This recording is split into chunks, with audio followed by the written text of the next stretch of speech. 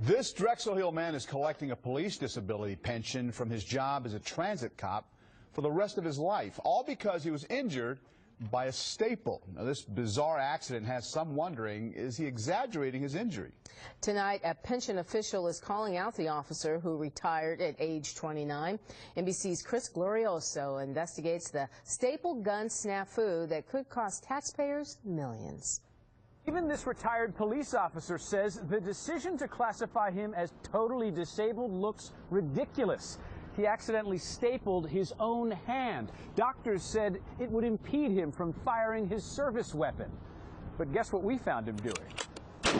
This is retired New Jersey transit cop Chris Anesti. He's been classified as totally and permanently disabled. One doctor said he could no longer pull a gun. Another doctor said an injury to his left hand would significantly impede his ability to fire a weapon.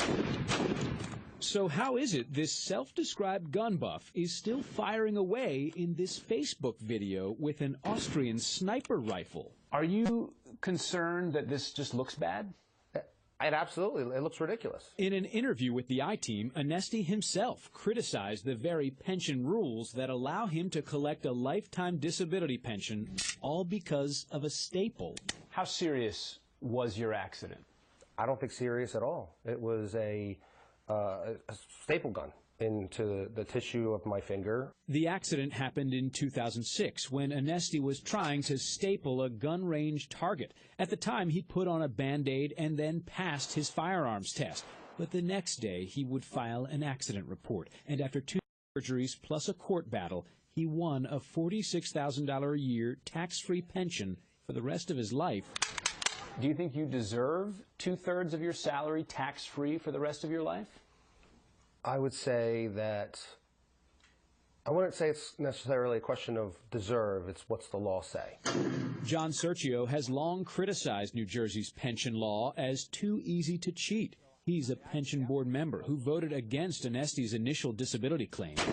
Is he lying? I believe he is. After seeing this video, he's in favor of reopening the case and sending it to fraud investigators. There's people that have amputations that are working. And you get a staple in your ring finger, and you're saying that you're totally permanently disabled. Though Anesti can clearly pull a trigger with his right hand, he says his staple gun injury weakened his left hand and prevents him from carrying out other police duties like restraining suspects. He says he wanted New Jersey Transit Police to give him a new assignment, perhaps internal affairs, but the agency said no. Could I handcuff someone? I don't think so.